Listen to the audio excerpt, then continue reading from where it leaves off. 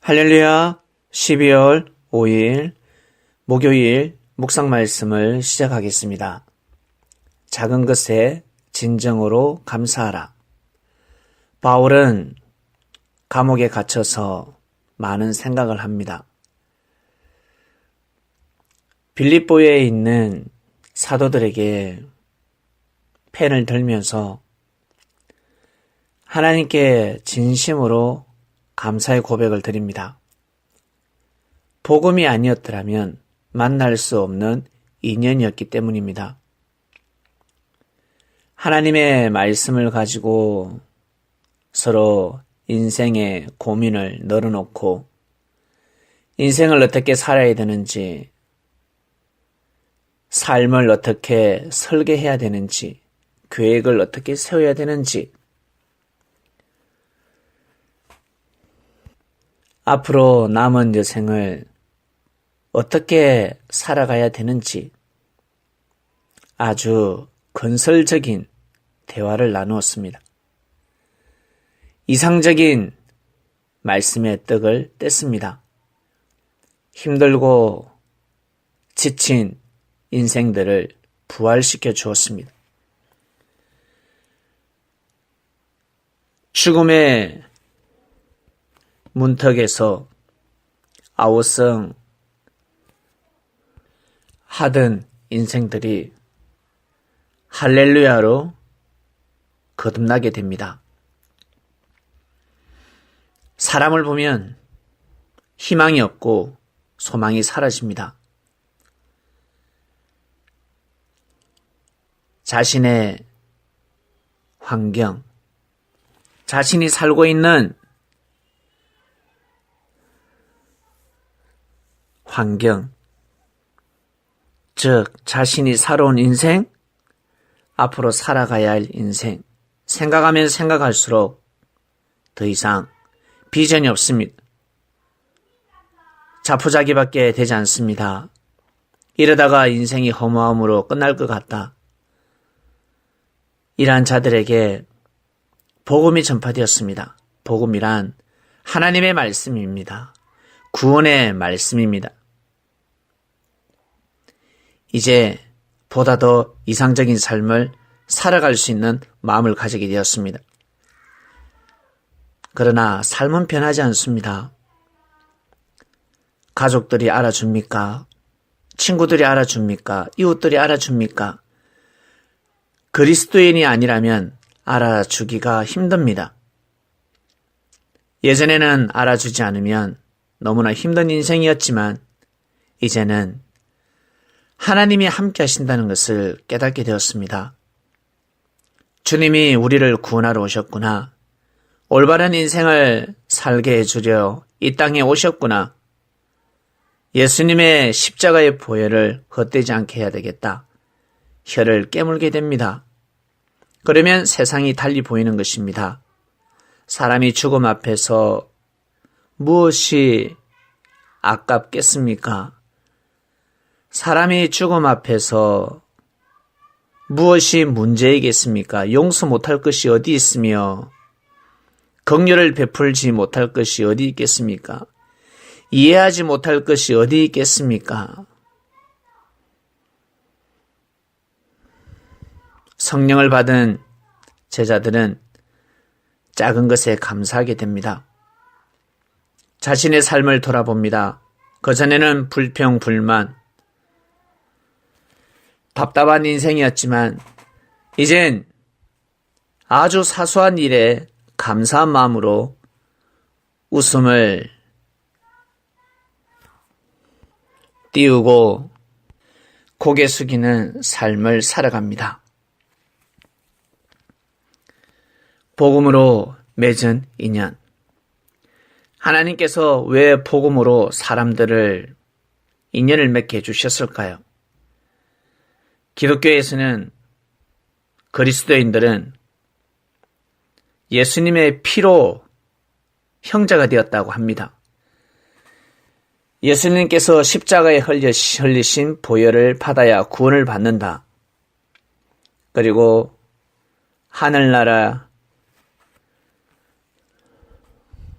시민권을 받게 되고 구원받는 삶을 살 수가 있다.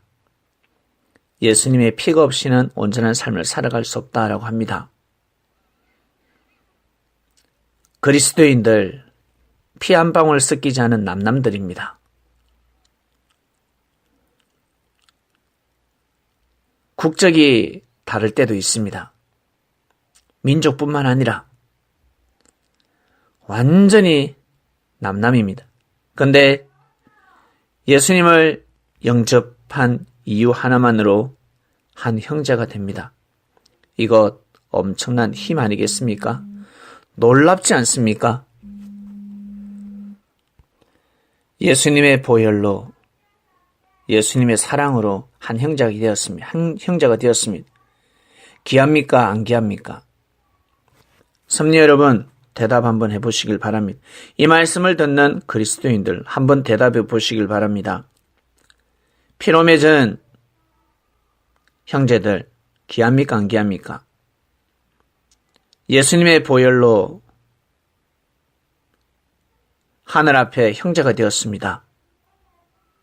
그래서 서로 위해주고 섬겨주고 모셔주는 거 아니겠습니까? 자, 여기에서 중요한 것. 하나님께서 우리는 이 땅에 태어나게 해주셨습니다. 믿습니까? 그리고 여러분이 사는 지역 태어나게 해주셨습니다. 그리고 여러분이 태어난 가정, 그리고 엄마 뱃속에서 나뿐만 아니라 언니가, 오빠가, 형이, 누나가 태어나고 내 동생이 태어났습니다. 피를 나누었습니다. 어떤 피? 하나님께서 주신 생명의 피를 나누었습니다. 귀합니까? 안 귀합니까?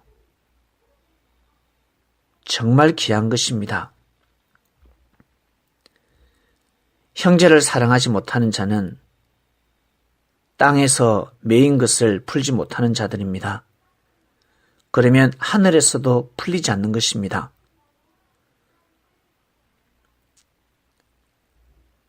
가정에서나 직장에서나 생활을 하지 못하는 사람, 겸손하지 못하는 사람, 형제를 위해주고 섬겨주지 못하는 사람, 이해하지 못하는 사람, 너그럽게 용서해주지 못하는 사람은 그리스도인이 되어서도 똑같은 삶을 살아가게 될 것입니다. 말씀을 들으니까 달라지겠지요 하겠지만 아니요. 작은 것에 충성하지 못하는 사람은 큰 일에도 충성하지 못합니다. 작은 것에 감사하지 못하는 사람은 뿌리가 깊이 박힌 나무가 아니기 때문에 약한 바람에는 살랑살랑 웃음을 보이지만 강한 바람에는 가지가 부러지는 것이 아니라 뿌리채 뽑혀버립니다. 먼저는 한 배에서 태어난 한 피를 나눈 형제들끼리 사이좋게 지내야 합니다. 아유, 생각이 달라요.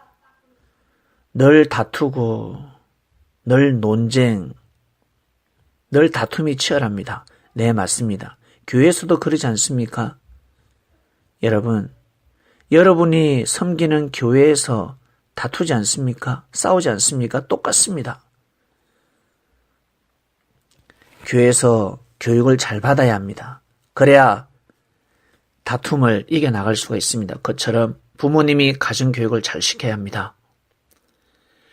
부모님이 하나님을 믿고 하나님을 섬기는 삶을 살아왔다면 자녀들은 그대로 그 삶을 본받습니다. 그러면 교육을 시키지 않아도 이미 교육이 되어 있습니다. 그러나 먹고 살기 바쁜 인생, 먹고 살기 바쁜 시대였습니다. 자녀를 교육할 시간이 없었습니다. 아버지와 자녀들이 한 밥상에서 웃으면서 식사를 할 수 없는 때가 있었습니다. 자녀들이 잠을 잘 때 퇴근했다가 아들, 딸들이 일어나기 전에 출근하는 부모님도 계셨습니다. 시대가 그랬습니다. 이것을 감안하고 이 말씀을 듣는 자녀들, 부모님이 살아계신 자녀들은 시대를 이해해야 합니다. 우리를 이렇게 살기 위해서, 지금 이렇게 자유로운 삶을 살게 해주기 위해서 부모님이 그토록 고생을 하신 것입니다. 역사를 알아야 합니다. 가정의 역사도 알고 민족의 역사도 알고 나아가서 하나님의 역사를 알아야 합니다.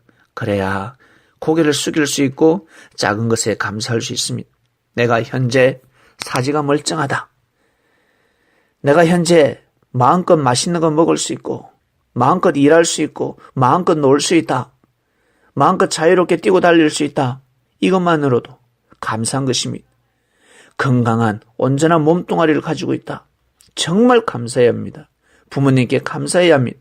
그리고 한 형제들끼리 가정에서 사이좋게 지내야 합니다. 대립이 되더라도 싸우더라도 빨리 화해하고 또 하나 되어야 합니다. 그런 사람은 그리스도인이 되었을 때도 그러한 삶을 살아가게 됩니다. 작은 것에 진정으로 감사하라 주간입니다. 큰 것을 보지 마시고 내가 보기에 이상적인 삶을 살아가고 있구나. 이상적인 가정이다. 그곳을 쳐다보지 마시고 현재 자신이 그한 곳에서 감사한 마음으로 삶을 한번 살아가 보시길 바랍니다. 여러분이 거하고 있는 가정을 귀하게 한번 여겨보시길 바랍니다. 여러분이 소속되어 있는 직장, 여러분이 섬기는 교회를 정말 귀하게 한번 여겨보시길 바랍니다. 그러면 삶이 달라지게 될 것입니다. 오늘 말씀 여기까지 하겠습니다. 하나님 아버지 감사합니다. 말씀으로 우리의 생각을 보다 더 이상적으로 하늘을 향해서 뛰고 달리는 사상과 정신으로 바꾸어주고 계십니다. 말씀을 듣고 은혜를 받고 깨달음을 얻는 성민들에게 능력과 권능을 다해 주셔서 기도대로 다 삶을 이루길 바랍니다. 자신과의 싸움에서 승리하는 자들 되게 하소서. 오늘도 귀한 삶, 승리하는 삶을 살길 원합니다. 감사함을 드리며 사랑하는 예수님의 이름으로 기도드립니다. 아멘.